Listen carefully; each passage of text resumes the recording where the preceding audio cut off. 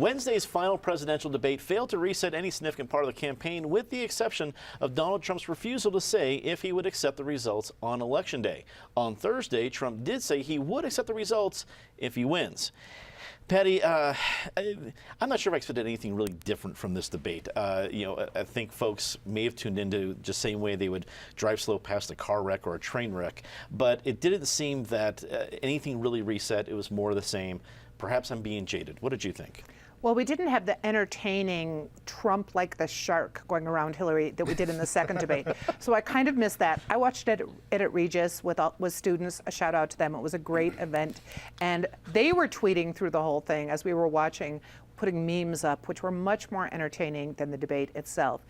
I thought Hillary did all right. She did as well as she has been in the debates. Trump did a little better than he had in the second debate, but I was just so stunned by his comment that she's a nasty woman, which seemed not really a smart move at that point, that I almost missed him basically saying he was not going to obey the election results.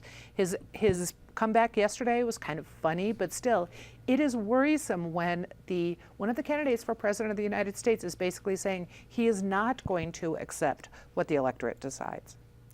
David, I've given you a little bit of grief in this show about how well you're able to quote or at least reference Latin American dictators. But when I heard I'm not going to accept the results of the election, it made me think of Latin American dictators. Like, David's being very prescient on this issue. Did you feel your ears burning during those comments? Well, his claims, like increasingly most of what he says, are just disconnected from reality. And don't think of this as trying to win the election. Think of this as building with Steve Bannon his post-election media empire, for which you don't need 51% or 30% of the American public to believe anything you say. You just need your hardcore of people who will willfully share your obvious lies and delusions. I think that the sum of the three debates, including the last one, was for those voters who say, I can't stand either one of them, but for whatever reason, they're not going to vote for a third party. They're undecided. She won by far. She was cool, calm, collected, on top of things, lied constantly, but that's the undecided voters already know that about her.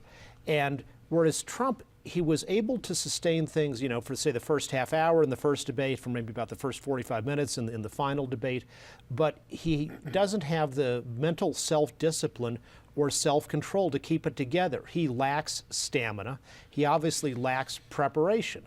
So if you're thinking about, well, who's going to do it? She has the presidential temperament.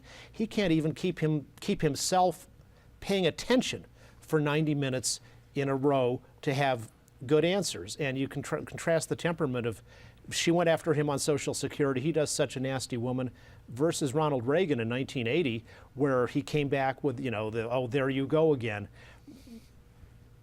Ronald Reagan, if you might notice, laughed sometimes. Have you ever seen Donald Trump laugh? Ever? I wonder what particular mental illness that is related to in him.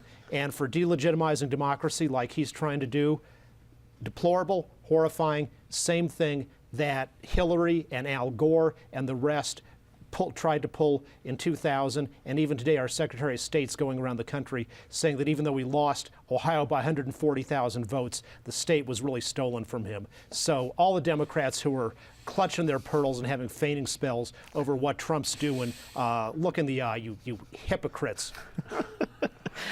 Again, another soft-toned take from David. Eric, some of the analysis I heard after the debate was about, well, saying that you're not going to accept the results, you're going to have people lose faith in the American system of democracy. And I get that for people who might be watching the sidelines, but I think for the Trump faithful, there wasn't any faith there to really destroy. So I guess at the end of the day, I'm not really sure, does it matter if someone who loses a election, who's not in power anyway, if he concedes or not? Does it matter? Yes, it matters. It's a good question. First of all, I have to say it's nice to go third on this panel because I get to follow Patty, who can really be such a nasty woman. And David, who by virtue of this last response is definitely a bad hombre. So, Wrong. credit to both of them. Do you remember back in the primary debates, that whole circus last winter and spring, when Trump would talk about how he was going to wipe the floor in these debates with Hillary Clinton? That, just nominate me and watch me completely dominate her. Well, you wonder what anybody who was watching that is now thinking after she lost. Yeah, Trump lost each successive debate by slightly less than he lost the first debate, because the first one was a complete wipeout and a complete no-show on Trump's part. But by any objective standard, Trump lost all 3 debates. He was not horrible in this last debate, but what debates are about are certain moments. And the moments in that debate went against him, and the ultimate moment was when he, would not pledge to support or to recognize the election results and support the winner of the election.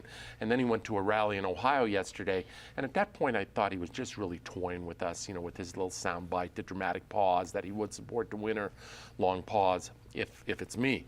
At some point he is just toying. I don't know if he's accepted in his own mind. And David talks about mental illness, and I don't throw that around loosely either, but I happen to think that there are more than a few codes in the DSM that might apply here. I don't know if he's accepted that he's going to lose here, but it is going to be a dramatic loss to somebody that the country really doesn't want to elect, that they would take any plausible alternative to Hillary Clinton, and yet there is no plausible alternative. Ben, when you saw the reaction to the debate, and especially the folks talking about, well, people are going to lose faith in democracy and things like that, is that a big deal? Are folks taking this comment seriously about losing faith in our democratic system? So just one person's comment out there that really doesn't make a difference?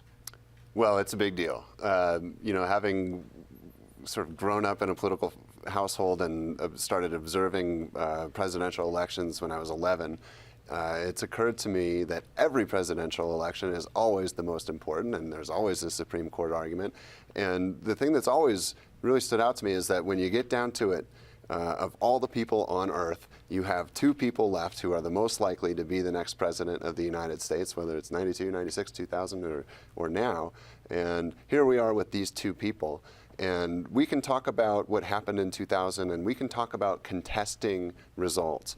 But nobody has ever come out and flatly said, we are not going to accept the results if we don't like them. And it is a very big deal, because he is, I think, intentionally trying to incite violence, trying to incite people to engage in bad behavior, to go into minority and communities of color and be disruptive and be threatening.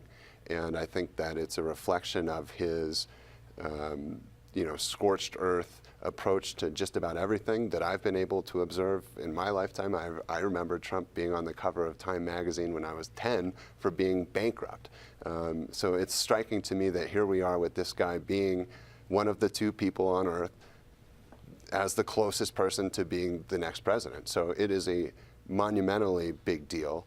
I think that faith in democracy in this country is already eroding, and you can see that in voter participation, and speech like that will only hurt it further.